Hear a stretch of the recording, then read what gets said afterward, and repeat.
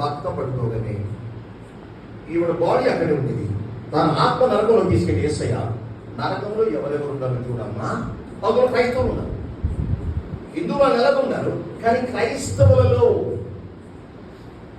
మీకు అంత ఉన్న భాష. పాస్టర్ గారు వాక్యం చెబుతుంటే ఏదమ్మా ఇప్పుడు వాక్యం అంతా నా చుట్టే తిరిగింది. నా ముఖం చూడగానే ఆయన వాక్యం మారిపోయింది. ఆయన వాక్యం చెప్పగానే నా ముఖమే సూచింది. మరి నీ ముఖం కాదురా బాబు, యేసయ్య ముఖం చూసి నీ ముఖంలో ఉందేంటో ఆయన భయపరిచాడు. ఆమె సభ్యులు చేసేది ఎవరికి తెలియదు అని వాళ్ళు అనుకున్నారు. పేతురు కూడా తెలియదు, కానీ ఆయనలో ఉన్న పరిశుద్ధాత్మ. అందుచేత ఇది కడవరి కాలం, ఇది కడవరి కాలం.